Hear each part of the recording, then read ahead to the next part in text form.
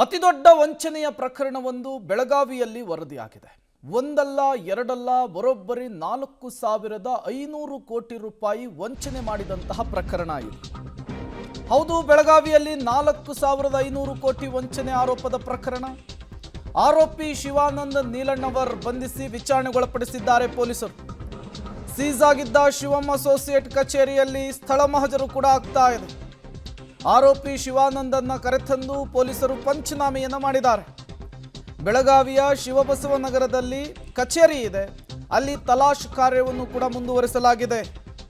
Shivananda ನೀಲಣ್ಣವರ್ social media use ಮಾಡುವಂತಹವರಿಗೆ ಗೊತ್ತಿರುತ್ತೆ ಈ ವ್ಯಕ್ತಿಯ ಹೆಸರು. ದೊಡ್ಡ ದೊಡ್ಡ ಈವೆಂಟ್ಗಳನ್ನು ಆರ್ಗನೈಸ್ ಮಾಡ್ತಿದ್ರು. ಆ ಈವೆಂಟ್ಗಳಲ್ಲಿ ಜನರನ್ನು ಉದ್ದೇಶಿಸಿ ಮಾತನಾಡ್ತಾ ಇದ್ರು. ಚಿಟಿಕೆ ಹೊಡೆಯುವಷ್ಟರಲ್ಲಿ ನಾನು CM ಆಗ್ತೇನೆ ಅನ್ನುವಂತಹ ಹೇಳಿಕೆಯನ್ನು ಕೊಡ್ತಾ ಇದ್ದಂತಹ ವ್ಯಕ್ತಿ ಇವರು. ಈತನ ಹೇಳಿಕೆ ಸಹಜವಾಗಿಯೇ ಸೋಷಿಯಲ್ ಮೀಡಿಯಾದಲ್ಲಿ ಚರ್ಚೆಗೂ ಕೂಡ ಗ್ರಾಸವಾಗ್ತಾ ಇತ್ತು. ಈಗ ಈ ವ್ಯಕ್ತಿ 4,500 ಕೋಟಿ ವಂಚನೆಯ ಆರೋಪದ ಪ್ರಕರಣದಲ್ಲಿ ಪ್ರಮುಖ ಆರೋಪಿಯಾಗಿ ಪೊಲೀಸರ ಕೈಯಲ್ಲಿ ತಗಲಾಕೊಂಡಿದ್ದಾನೆ. ಈತನನ್ನು ವಿಚಾರಣೆಗೊಳಪಡಿಸಿದ್ದಾರೆ. ಈತ ಸಾರ್ವಜನಿಕರನ್ನ, ನಿವೃತ್ತ ಸರ್ಕಾರಿ ಅಧಿಕಾರಿಗಳನ್ನ, ಮಾಜಿ ಸೈನಿಕರನ್ನ ಈತ ಬಂಡವಾಳ ಮಾಡ್ಕೊಳ್ತಿದ್ದ ಅನ್ನೋದು ಗೊತ್ತಾಗ್ತಾ ಇದೆ. ಅವರಿಂದ ಹಣವನ್ನು ಪೀಕ್ತಾ ಇದ್ದ ಅನ್ನೋದು ಗೊತ್ತಾಗ್ತಾ ಇದೆ. ಅಕ್ರಮವಾಗಿ ಬಡ್ಡಿ ದಂಧೆಯನ್ನು ನಡೆಸ್ತಿದ್ದ ಅನ್ನೋದು ಗೊತ್ತಾಗ್ತಾ ಇದೆ.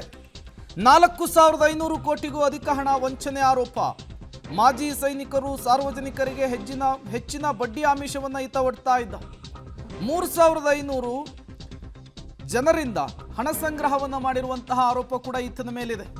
ಪ್ರಕರಣಕ್ಕೆ ಈಗ CID ಅಧಿಕಾರಿಗಳ ತಂಡ ಕೂಡ ಎಂಟ್ರಿ ಕೊಟ್ಟಿದೆ. ಮಾಳಮಾರುತಿ ಪೊಲೀಸ್ ಠಾಣೆಗೆ CID ಟೀಮ್ ವಿಸಿಟ್ ಮಾಡಿದೆ. ಶಿವಾನಂದ ನೀಲಣ್ಣವರ್ ಬಗ್ಗೆ ಮಾಹಿತಿಯನ್ನು ಕಲೆ ಹಾಕ್ತಾ ಇದ್ದಾರೆ CID ಅಧಿಕಾರಿಗಳು ಅನ್ನೋದು ಗೊತ್ತಾಗ್ತಾ ಇದೆ. ಈತ ಕೇವಲ ಕರ್ನಾಟಕದಲ್ಲಿ ಮಾತ್ರ ನೆಟ್ವರ್ಕ್ ಅನ್ನು ಹೊಂದಿರಲಿಲ್ಲ, ಮಹಾರಾಷ್ಟ್ರದಲ್ಲೂ ಕೂಡ ಈತನ ನೆಟ್ವರ್ಕ್ ಇತ್ತು ಅನ್ನೋದು ಗೊತ್ತಾಗ್ತಾ ಇದೆ. ಹೆಚ್ಚಿನ ಜನರಿಗೆ ಬಡ್ಡಿಯ ಆಮಿಷವನ್ನು ಒಡ್ಡಿ ಅವರಿಂದ ಹಣವನ್ನು ಹೂಡಿಕೆ ಮಾಡಿಸಿಕೊಳ್ತಾ ಇದ್ದ. ಅದೇ ಹಣದಲ್ಲಿಯೇ ಅಕ್ರಮವಾಗಿ ಬಡ್ಡಿ ವ್ಯವಹಾರ ಮಾಡ್ತಾ ಇದ್ದ ಅನ್ನೋದು ಗೊತ್ತಾಗ್ತಾ ಇದೆ. ಮುಂದಿನ CM ಆಗಬೇಕು ಅಂತ ಹೇಳಿ ಕನಸು ಕಂಡಿದ್ದಂತೆ ಈ ವ್ಯಕ್ತಿ. ಡೀಟೇಲ್ಸ್ ಅನ್ನು ಕೊಡೋದಕ್ಕೆ ಬೆಳಗಾವಿ ಪ್ರತಿನಿಧಿ ದಿಲೀಪ್ ಕುರುಂದವಾಡೆ ನೇರ ಸಂಪರ್ಕದಲ್ಲಿ ಜಾಯಿನ್ ಆಗಿದ್ದಾರೆ. ದಿಲೀಪ್, ಶಿವಾನಂದ ನೀಲಣ್ಣನವರು ಈಗ ಅರೆಸ್ಟ್ ಆಗಿರುವಂಥದ್ದು, ಯಾರಿದು ಶಿವಾನಂದು? ಹೇಗೆ 4,500 ಕೋಟಿ ರೂಪಾಯಿಯ ಅಕ್ರಮವನ್ನು ನಡೆಸ್ತಾ ಇದ್ರು, ಅಕ್ರಮ ಬಡ್ಡಿ ವ್ಯವಹಾರವನ್ನು ನಡೆಸ್ತಾ ಇದ್ರು, ಪೊಲೀಸರ ಕೈ ತಗಲಾಕೊಂಡಿದ್ದು ಹೇಗೆ ಅಂತೇಳಿ?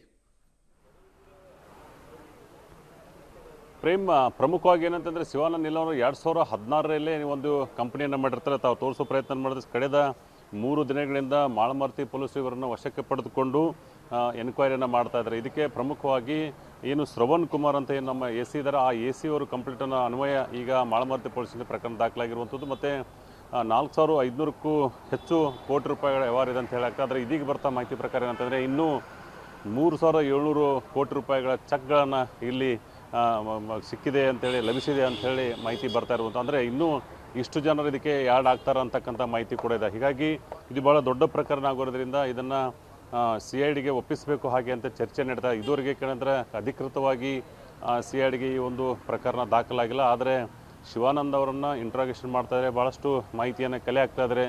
ಎಲ್ಲೆಲ್ಲಿ ಹೇಗೆ ಏನಂತೇಳಿ ನಾವು ತೋರಿಸ್ತಾ ಇದ್ದೀವಿ. ಇದು ಒಂದು ಅಕ್ಕುಮೆಕ್ಕನ್ ಏನಿದೆ, ಇದು ಒಂದು ಸೇರ್ ಬಂಡವಾಳ ಹಾಕ್ತಕ್ಕಂಥ ಕಂಪ್ನಿ. ಇಲ್ಲಿ ಒಂದು ಇನ್ವೆಸ್ಟ್ಮೆಂಟ್ ಮಾಡೋದ್ರ ಮುಖಾಂತರ ಆ ಒಂದು ಹಣವನ್ನು ಅಲ್ಲಿ ವರ್ಗಾವಣೆ ಮಾಡ್ತಿದ್ದ ಅಂತ ಕೂಡ ಈ ಮಾಹಿತಿ ಬಂದಿರುವಂಥದ್ದು. ಜೊತೆಗೆ ಇಷ್ಟೆಲ್ಲ ಆದರೂ ಕೂಡ ಇದುವರೆಗೆ ಯಾರು ಒಬ್ಬ ಏನನ್ನು ಕಂಪ್ಲೇಂಟ್ ದೂರನ್ನು ದಾಖಲಿಸೇ ಇಲ್ಲ. ಹೀಗಾಗಿ ನೋಡಬೇಕು ಈ ಕೇಸು ಎಷ್ಟೊಂದು ಇಂಟ್ರೆಸ್ಟಿಂಗ್ ಆಗಿದೆ ಅಂತಂದರೆ ಪ್ರೇಮ್, ಏನು ಹೆಂಗೆ ಎನ್ಕ್ವೈರಿ ಆಗ್ತಿದೆ ಹಾಗೆ ಬೇರೆ ಬೇರೆ ಮಾಹಿತಿಗಳು ಕೂಡ ಹೊರಗಡೆ ಬರ್ತಾ ಇರುವಂಥದ್ದು ಪ್ರೇಮ್. ಓಕೆ ದಿಲೀಪ್, ಹಾಗೆ ಸಂಪರ್ಕದಲ್ಲಿರಿ, ಮತ್ತಷ್ಟು ಡೀಟೇಲ್ಸನ್ನು ನಿಮ್ಮಿಂದ ಪಡಿತಾ ಹೋಗ್ತೀವಿ. ಬರೋಬ್ಬರಿ 4,500 ಕೋಟಿ ರೂಪಾಯಿ ವಂಚನೆ ಮಾಡಿರುವಂತಹ ಆರೋಪ ಈ ವ್ಯಕ್ತಿಯ ಮೇಲೆ ಕೇಳಿ ಬರ್ತಾ ಇದೆ. ಕೇವಲ ಈತನೊಬ್ಬನೇ ಇದಾನ ಈ ಅಕ್ರಮದಲ್ಲಿ, ವಂಚನೆಯಲ್ಲಿ, ಅಥವಾ ಈತನ ಹಿಂದೆ ಏನಾದರೂ ಒಂದು ನೆಟ್ವರ್ಕ್ ಕೆಲಸ ಮಾಡ್ತಾ ಇದೆಯಾ ಅನ್ನೋದು ಕೂಡ ತನಿಖೆಯ ಮೂಲಕ ಗೊತ್ತಾಗಬೇಕಿದೆ. ನಿಮ್ಮ ಮೇಲೆ ಈಗ ಆರೋಪ ಮಾಡ್ತಾ ಇರಲ್ಲ, ಸತ್ಯನಾ ಅಸತ್ಯನಾ? ಅದು ಎಲ್ಲರಿಗೂ ಒಳ್ಳೇದಾಗಲಿ ಇಷ್ಟೇ. ಅಲ್ಲ, ನಿಮ್ಮ ಠೇವಣಿದಾರಿಗೆ ಏನು ಹೇಳ್ತಾರೆ? ಏನು ಹೇಳಿದ್ರು ವೇಸ್ಟ್ ಇದೆ, ಯಾವುದೂ ಸತ್ಯ ಇಲ್ಲ. ಈಗ ಪೊಲೀಸ್ ನಿಮ್ಮನ್ನ ಅರೆಸ್ಟ್ ಮಾಡಿದಾರೆ, ಇದು ಸತ್ಯ ಆಯ್ತು ಅಸತ್ಯ ಆಯ್ತು? ನಾನು ಹೇಳಿದ್ದಲ್ಲ, ಯಾವುದೂ ಸತ್ಯ ಇಲ್ಲ. ಎಲ್ಲರಿಗೂ ಒಳ್ಳೇದಾಗಲಿ, ಎಲ್ಲರಿಗೂ ಖುಷಿ ಸಿಗಲಿ. ಭಾರತ ದೇಶದ ಎಲ್ಲ ಜನರು, ಎಲ್ಲ ನಾಗರಿಕರು ಖುಷಿ ಖುಷಿಯಾಗಿ ನಗರಂತ ಜೀವನ ಮಾಡಲಿ. ನಿಮ್ಮ ಮೇಲೆ 4,000 ಕೋಟಿ ರೂಪಾಯಿ ಮಾಡಿದ್ದಾರೆ ಅಂತ ಹೇಳಿದ್ದಾರೆ. ಅದು ಸತ್ಯನೋ ಸುಳ್ಳು ಅಲ್ಲ ನಿಮ್ಮ ಮೇಲೆ ಈಗ ಆರೋಪ ಮಾಡ್ತಾ ಇದ್ರಲ್ಲ ಸತ್ಯನಾ ಅಸತ್ಯನ ಅದು? ಇಷ್ಟಪಡಲ್ಲ, ಎಲ್ಲರಿಗೂ ಒಳ್ಳೇದಾಗಲಿ ಇಷ್ಟೇ. ಅಲ್ಲ ನಿಮ್ಮ ಠೇವಣಿದಾರಿಗೆ ಏನು ಹೇಳ್ತೀರಿ? ಏನು ಹೇಳಿದ್ರು ವೇಸ್ಟ್ ಇದೆ, ಯಾವುದೂ ಸತ್ಯ ಇಲ್ಲ. ಈಗ ಪೊಲೀಸ್ ನಿಮ್ಮನ್ನ ಅರೆಸ್ಟ್ ಮಾಡಿದಾರೆ, ಇದು ಸತ್ಯ ಆಯ್ತು ಅಸತ್ಯ ಆಯ್ತು? ನಾನು ಹೇಳಿದ್ನಲ್ಲ, ಯಾವುದೂ ಸತ್ಯ ಇಲ್ಲ.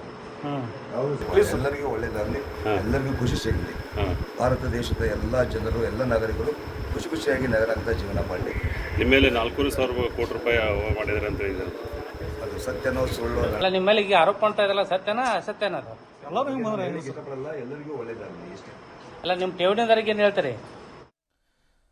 4,500 ಕೋಟಿ ರೂಪಾಯಿ ವಂಚನೆಯ ಪ್ರಕರಣದಲ್ಲಿ ಅರೆಸ್ಟ್ ಆದ ಬಳಿಕ ಆ ವ್ಯಕ್ತಿ ಕೊಟ್ಟಂತಹ ಫಸ್ಟ್ ರಿಯಾಕ್ಷನ್ ಇದು.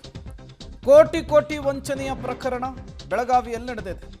ರಾತ್ರಿ ಇಡೀ ಶಿವಾನಂದ ನೀಲಣ್ಣವರ್ ವಿಚಾರಣೆಯನ್ನು ನಡೆಸಿದ್ದಾರೆ ಪೊಲೀಸರು. ಎಲ್ಲದಕ್ಕೂ ಓಂ ನಮಃ ಶಿವಾಯ ಅಂತಿದಾರಂತೆ ಶಿವಾನಂದ. ನಾನು ಯಾರಿಂದಲೂ ಹಣವನ್ನು ಪಡೆದಿಲ್ಲ ಅನ್ನುವಂತಹ ಒಂದು ಲೈನ್ ಆನ್ಸರ್ ಕೊಡ್ತಿದ್ದಾರೆ. ಎಲ್ಲರೂ ಖುಷಿಯಾಗಿರಿ ಅಂಥೇಳಿ ಆರೋಪಿ ಶಿವಾನಂದ ಹೇಳ್ತಾ ಇರುವಂಥದ್ದು. ಬೆಳಗಾವಿಯಲ್ಲಿ 4,500 ಕೋಟಿ ವಂಚನೆಯ ಆರೋಪದ ಪ್ರಮುಖ ಆರೋಪಿಯಾಗಿರುವಂತಹ ಶಿವಾನಂದ ನೀಲಣ್ಣನವರ್ ಬಂಧನದ ಬಳಿಕ ಕೊಡ್ತಾ ಇರುವಂತಹ ಹೇಳಿಕೆ ಇದು. ಅಲ್ಲ ನಿಮ್ಮ ಮೇಲೆ ಈಗ ಆರೋಪ ಮಾಡ್ತಾ ಇದ್ರಲ್ಲ ಸತ್ಯನಾ ಅಸತ್ಯನ ಅದು? ಇಷ್ಟಪಡಲ್ಲ, ಎಲ್ಲರಿಗೂ ಒಳ್ಳೇದಾಗಲಿ ಇಷ್ಟೇ. ಅಲ್ಲ ನಿಮ್ಮ ಠೇವಣಿದಾರಿಗೆ ಏನು ಹೇಳ್ತೀರಿ? ಏನು ಹೇಳಿದ್ರು ವೇಸ್ಟ್ ಇದೆ, ಯಾವುದೂ ಸತ್ಯ ಇಲ್ಲ. ಈಗ ಪೊಲೀಸ್ ನಿಮ್ಮನ್ನ ಅರೆಸ್ಟ್ ಮಾಡಿದಾರೆ, ಇದು ಸತ್ಯ ಆಯ್ತು ಅಸತ್ಯ ಆಯ್ತು? ನಾನು ಹೇಳಿದ್ನಲ್ಲ, ಯಾವುದೂ ಸತ್ಯ ಇಲ್ಲ. ಹ್ಮ್ ಎಲ್ಲರಿಗೂ ಒಳ್ಳೇದಾಗಲಿ, ಎಲ್ಲರಿಗೂ ಖುಷಿ ಸಿಗಲಿ. ಭಾರತ ದೇಶದ ಎಲ್ಲ ಜನರು, ಎಲ್ಲ ನಾಗರಿಕರು ಖುಷಿ ಖುಷಿಯಾಗಿ ನಗರಂತ ಜೀವನ ಮಾಡಲಿ. ನಿಮ್ಮ ಮೇಲೆ 4,000 ಕೋಟಿ ರೂಪಾಯಿ ಮಾಡಿದ್ದಾರೆ ಅಂತ ಹೇಳಿದ್ದಾರೆ. ಅದು ಸತ್ಯನೋ ಸುಳ್ಳು ಅಲ್ಲ ನಿಮ್ಮ ಮೇಲೆ ಈಗ ಆರೋಪ ಮಾಡ್ತಾ ಇದ್ರಲ್ಲ? ಡೀಟೇಲ್ಸ್ ಅನ್ನು ಕೊಡೋದಕ್ಕೆ ಬೆಳಗಾವಿಯಿಂದ ನಮ್ಮ ಪ್ರತಿನಿಧಿ ದಿಲೀಪ್ ನೇರ ಸಂಪರ್ಕದಲ್ಲಿ ಜಾಯಿನ್ ಆಗಿದ್ದಾರೆ. ದಿಲೀಪ್, ಈತನ ಹಿನ್ನೆಲೆ ಏನು ಅಂತ ಹೇಳಿ, ಈತನನ್ನು ನಂಬಿಕೊಂಡು ಜನ ಕೋಟಿ ಇನ್ವೆಸ್ಟ್ ಮಾಡಿದ್ದಾದ್ರೂ ಹೇಗೆ ಅಂತ, ಜೊತೆಗೆ ಯಾರಾದರೂ ಕಂಪ್ಲೇಂಟ್ ಕೊಟ್ಟಿದ್ರಾ? ಅದಾದ ಮೇಲೆ ವಂಚನೆಯ ಪ್ರಕರಣ ಬೆಳಕಿಗೆ ಬಂದಿದ್ದ, ಹೇಗೆ ಈ ಎಲ್ಲ ವಿಚಾರಗಳು ಹೊರ ಬಂದಿದ್ದು ದಿಲೀಪ್? ಪ್ರೇಮ್, ಪ್ರಮುಖವಾಗಿ ಏನಂತಂದರೆ ಇವೇನು ಸೋಷಿಯಲ್ ಮೀಡಿಯಾಗಳ ಏನು ಭಾಷಣಗಳು ಏನು ಒಂದು ಸ್ಪೀಚ್ ಏನು ವೈರಲ್ ಆಗ್ತಾ ಇರುವಂಥದ್ದು, ಈ ವೈರಲ್ ಆದ್ರ ಮುಖಾಂತರ ಒಂದು ಕಡೂರಿನಲ್ಲಿ ಒಂದು ಪತ್ರಿಕಾಗೋಷ್ಠಿ ಜೊತೆಗೆ ಒಂದು ಸೋಷಿಯಲ್ ಮೀಡಿಯಾದಲ್ಲಿ ಮಾಡಿರ್ತಂಥ ನನ್ನ ಹತ್ರ 1,500 ಗನ್ಗಳಿದೆ ಅಂತ ಹೇಳಿದ್ದು ಅದೊಂದು ಭಾಳಷ್ಟು ಚರ್ಚೆ ಆಗ್ತಾ ಇರುವಂಥದ್ದು. ಹೀಗಾಗಿ ಎಲ್ಲ ವಿಚಾರಗಳಲ್ಲಿ ಈ ಸೋಷಿಯಲ್ ಮೀಡಿಯಾಗಳಿಂದ ಗೊತ್ತಾಗಿರುವಂಥ ಈ ಥರ ಯಾಕೆ ಈ ಅಸಂಬದ್ಧ ಹೇಳಿಕೆಗಳನ್ನು ಈತ ಕೊಡ್ತಾ ಇದ್ದಾನೆ, ಇವನು ಏನಾದರೂ ಹಿನ್ನೆಲೆ ಏನಾದರೂ ಅಂತ ಹೀಗಾಗಿ ಕೆಲವೊಂದಿಷ್ಟು ಅಧಿಕಾರಿಗಳಿಗೆ ಬೆನ್ನು ಬಿದ್ದಿರುವಂಥದ್ದು. ಜೊತೆಗೆ ಏನಂತಾರೆ 12ವರೆಗೆ ಬೆಳಗಾವಿ ಜಿಲ್ಲಾಧಿಕಾರಿಗಳಂತ ಮೊಹಮ್ಮದ್ ರೋಷನ್ ಅವರು ಹಾಗೂ ಬೆಳಗಾವಿ ಪೊಲೀಸ್ ಕಮಿಷನರ್ ಭೂಷಣ್ ಬೋರ್ಸೆ ಅವರು ಜಂಟಿ ಪತ್ರಿಕಾಗೋಷ್ಠಿಯನ್ನು ಮಾಡಲಿದ್ದಾರೆ ಈ ವಿಚಾರವಾಗಿ. ಯಾಕಂದರೆ ಭಾಳ ದೊಡ್ಡದಾದ ವಿಚಾರ ಇರೋದ್ರಿಂದ ಇನ್ನೂ ಎಲ್ಲೆಲ್ಲಿಗೆ ಇನ್ವೆಸ್ಟಿಗೇಷನ್ ಹೋಗಬೇಕು, ಹೇಗೆ ಹೋಗ್ಬೇಕು ಅನ್ನೋ ಎಲ್ಲ ವಿಚಾರನೂ ಕೂಡ ಈ ಮನಿ ಲಾಂಡ್ರಿಂಗ್ ವಿಚಾರದಲ್ಲಿ ಈಗಿರ್ತಕ್ಕಂಥ ಆರೋಪ ಏನಂತಂದರೆ ನೀವು ಹಣವನ್ನು ಪಡೆದಿದ್ದೀರಿ, ಆ ವಿಚಾರದಲ್ಲಿ RBI ಗೈಡ್ಲೈನ್ಸ್ಗಳನ್ನು ಗಾಳಿಗೆ ತೂರಿದಿರಿ, RBI ಗೈಡ್ಲೈನ್ಸ್ ಯಾವುದನ್ನು ಕೂಡ ಪರಿಪಾಲನೆ ಮಾಡಿಲ್ಲ ಅಂತೇಳಿ ಒಂದು ಆರೋಪ ಇರುವಂಥದ್ದು. ಜೊತೆಗೆ ಏನಂತಂದರೆ ಎಲ್ಲರಿಗೂ ಏನಂತಾರೆ ಬಾಂಡ್ ಮುಖಾಂತರ ನಿಮ್ಮ ದುಡ್ಡು ತೊಗೊಂಡಿದ್ದೀನಿ ಅಂಥೇಳಿ ಬಾಂಡ್ ಬರ್ಕೊಡಿರುವಂಥದ್ದು ಮತ್ತು ಅವರಿಗೆಲ್ಲರೂ ಕೂಡ ರಿಟರ್ನ್ ಚೆಕ್ ಕೊಡ್ತಾ ಇರುವಂಥದ್ದು. ಈಗೇನು ತನಿಖೆ ಆಗ್ತಾಯಿದೆ 3,700 ಚೆಕ್ಗಳು ಸಿಕ್ಕಿರುವಂಥದ್ದು. ಅಂದರೆ ಈ 4,500ಕ್ಕೆ ಇನ್ನೂ ಇದಷ್ಟು ಆ್ಯಡ್ ಆಗುವಂಥದ್ದು. ಹೀಗಾಗಿ ಇದು ಜಾಸ್ತಿ ಆಗುವ ಸಾಧ್ಯತೆ ಇರುವಂಥದ್ದು. ಹೀಗಾಗಿ ಎಲ್ಲ ವಿಚಾರಗಳನ್ನು ಬೆಳಗಾವಿ ಜಿಲ್ಲಾಧಿಕಾರಿ 12ವರೆಗೆ ನಾನು ಕರೆದು ಡಿಟೇಲ್ ಆಗಿ ಹೇಳ್ತೀನಿ ಅಂತ ಹೇಳ್ತಾರೆ. ಜೊತೆಗೆ ಏನಂತಾರೆ ಬಹಳಷ್ಟು ಎಕ್ಸ್ಪರ್ಟ್ಸ್ ಬಂದಿದ್ದಾರೆ ಇದರಲ್ಲಿ. ಯಾಕಂತಂದರೆ ಈ ಒಂದು ಏನು ದಾಖಲಾತಿದೆ ಆ ದಾಖಲಾತಿಗಳನ್ನು ಯಾವ ಥರ ಸೆಕ್ಯೂರ್ ಮಾಡಬೇಕು, 40 ಬಾಕ್ಸ್ಗಳನ್ನು ಈಗಾಗಲೇ ಪೊಲೀಸರು ಎಂಟಿ ಬಾಕ್ಸ್ಗಳು ಒಳಗಡೆ ಹೋಗಿರುವಂಥ, ಅಂದರೆ 40 ಬಾಕ್ಸ್ಗಳು ಆಗುವಷ್ಟು ಡಾಕ್ಯುಮೆಂಟ್ಗಳನ್ನು ಈಗಾಗಲೇ ಕಲೆಕ್ಷನ್ ಮಾಡಿದ್ರಂತೆ ಮಾಹಿತಿ ಬರ್ತಾ ಇರುವಂಥ. ಹೀಗಾಗಿ ಎಲ್ಲ ದಾಖಲಾತಿಗಳನ್ನ ಯಾವ ಥರ ಸೆಕ್ಯೂರ್ ಇಡಬೇಕು, ಆ ದಾಖಲಾತಿಗಳು ಪರಿಶೀಲನೆ ಮಾಡೋದು ಹೇಗೆ ಅಂತೇಳಿ ಭಾಳಷ್ಟು ದೊಡ್ಡ ಕಷ್ಟ ಸಾಧ್ಯ ಅಂತಲೇ ಹೇಳ್ಬೋದು. ಯಾಕಂತಂದರೆ ಇಷ್ಟೊಂದು ದೊಡ್ಡದಾದಂಥ ಡಾಕ್ಯುಮೆಂಟ್ಗಳನ್ನ ಹೇಗೆ ಪರಿಶೀಲನೆ ಮಾಡಬೇಕು ಅಂತ. ಹೀಗಾಗಿ 4-5 ಏನು ಡಿಪಾರ್ಟ್ಮೆಂಟ್ಗಳಿಂದ ಜನರನ್ನು ಕರೆಸಿದ್ದಾರೆ. ಇನ್ಕಮ್ ಟ್ಯಾಕ್ಸ್ ಬೇರೆ ವಿಚಾರ, ಲೆಕ್ಕಪತ್ರ ಪರಿಶೋಧನೆ ಬೇರೆ, ಮತ್ತು ಪಂಚರನ್ನು ಕೂಡ 5 ಜನ ಪಂಚರನ್ನು ಸರ್ಕಾರಿ ಪಂಚರನ್ನು ಕೂಡ ಕರೆಸಿ ಈಗ ಒಂದು ಇನ್ವೆಸ್ಟಿಗೇಷನ್ ಮಾಡ್ತಾ ಇರುವಂಥದ್ದು. Prem, okay, thank you Dileep ತಮ್ಮೆಲ್ಲ ಮಾಹಿತಿಗಾಗಿ.